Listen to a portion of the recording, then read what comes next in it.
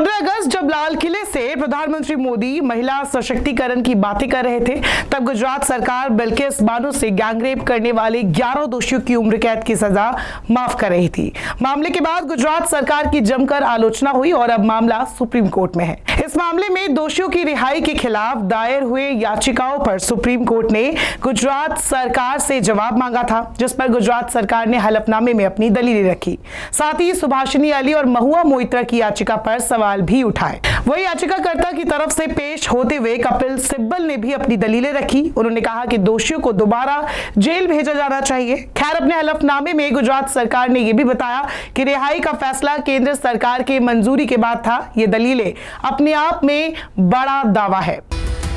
Bilkis Bano gangrape मामले के 11 दोषियों को रिहा करने के फैसले को लेकर गुजरात सरकार ने सोमवार को सुप्रीम कोर्ट में जवाब दिया। उन्होंने अपने हलफनामे में कहा कि कृपया क्षमादान को चुनौती देना जनहित याचिका के अधिकार क्षेत्र में नहीं आता। यह अधिकारों का दुरुपयोग है। गुजरात सरकार ने कहा कि सभी दोषियों को बोर्ड में शामिल सभी व्यक्तियों की राय के आधार पर रिहा करने का फैसला लिया गया। इसमें सजा के दौरान दोषियों के व्यवहार पर भी विचार किया गया था। राज्य सरकार ने 11 कैदियों को रिहा करने का फैसला किया क्योंकि दोषियों ने जेल में 14 साल और उससे अधिक की सजा पूरी कर ली थी और उनका व्यवहार अच्छा पाया गया था। राज्य सरकार की मंजूरी के बाद 10 अगस्त 2022 को दोषियों को रिहा करने के आदेश जारी किए गए। इस मामले में राज्य सरकार ने इस न्यायालय द्वारा निर्देशित 1992 की नीति के तहत प्रस्तावों पर भी विचार किया। ये रिहाई नियम के मुताबिक हुई। याचिकाकर्ताओं का ये कहना गलत है कि इन लोगों को आजादी का अमृत महोत्सव के अवसर पर सजा में छूट दी गई। राज्य सरकार की ओर से कहा गया कि तीसरी पार्टी इस मामले में केस दायर नहीं कर सकती है। गुजरात सरकार ने कहा है कि इस केस से सुभाषिनी अली का कोई लेना देना नहीं है। उनकी याचिका राजनीति से प्रेरित है। हलफनामे में यह भी कहा गया कि केंद्रीय गृह मंत्रालय ने इस रिहाई को मंजूरी दी थी। बता दें, 15 अगस्त को जब गुजरात सरकार ने यह फैसला लिया, उस वक्त मामला खूब गरमाया था। जब बिल्किस बानो तक खबर पहुंची तो उन्होंने कहा था कि उन्हें जिस न्याय पर भरोसा था, अब वो भरोसा टूट चुका है। बिल्किस के परिवार वालों ने भी रिहाई के फैसले पर दुख जताया था, लेकिन दूसरी तरफ गोधरा से ही बीजेपी के नेता ने विवादित बयान दे दिया था। उन्होंने कहा कि रिहा किए गए 11 लोग ब्राह्मण हैं और उनके पास अच्छे संस्कार है।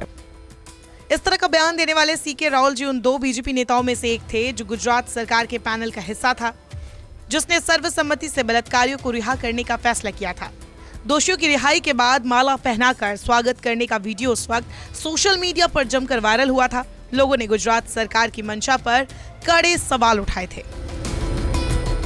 सुनवाई के दौरान सुप्रीम कोर्ट ने कहा कि वो 2002 के बिल्किस बानो सामूहिक दुष्कर्म मामले के 11 दोषियों की सजा और रिहाई को चुनौती देने वाली याचिकाओं पर 29 नवंबर को सुनवाई करेगा। जस्टिस अजय रस्तोगी और जस्टिस सीटी रवि कुमार की बेंच ने निर्देश दिया कि गुजरात सरकार द्वारा दायर जवाब सभी पक्षों को उपलब्ध कराया जाए। इसके साथ ही सुप्रीम कोर्ट ने याचिकाकर्ताओं को गुजरात सरकार द्वारा दायर हलफनामे पर अपना जवाब दाखिल करने के लिए समय दिया है। बेंच ने कहा है कि गुजरात सरकार ने काउंटर दायर किया है। सभी वकीलों को जवाबी हलफनामा उपलब्ध कराया जाए। जब बिल्किस बानो से सामूहिक दुष्कर्म किया गया, तब बिल्किस बानो 21 साल की थी और 5 महीने की प्रेग्नेंट थी। दाहोद के लिमका खेड़ा तालुका में बिल्किस बानो का परिवार रहता था। गोधरा ट्रेन जलने की घटना के बाद दंगे भड़क गए थे। इसी दौरान बिल्किस बानो के साथ गैंगरेप हुआ था। इसके अलावा बिल्किस बानो के परिवार के 7 सदस्य मारे गए थे, जिसमें उसकी 3 साल की बेटी भी शामिल थी। इसके बाद 21 जनवरी 2008 को मुंबई की स्पेशल सीबीआई कोर्ट ने 11 आरोपियों को हत्या और गैंगरेप के मामले में उम्र कैद की सजा सुनाई थी। बाद में बॉम्बे हाई कोर्ट ने भी दोषियों की सजा बरकरार रखी। 15 साल बीत जाने के बाद एक दोषी ने सुप्रीम कोर्ट का रुख किया और अपनी रिहाई की मांग रखी। इस पर सुप्रीम कोर्ट ने यह मामला राज्य सरकार को दे दिया था। गुजरात सरकार ने 1992 की रेमिशन पॉलिसी के तहत 11 दोषियों को रिहाई का आदेश दे दिया।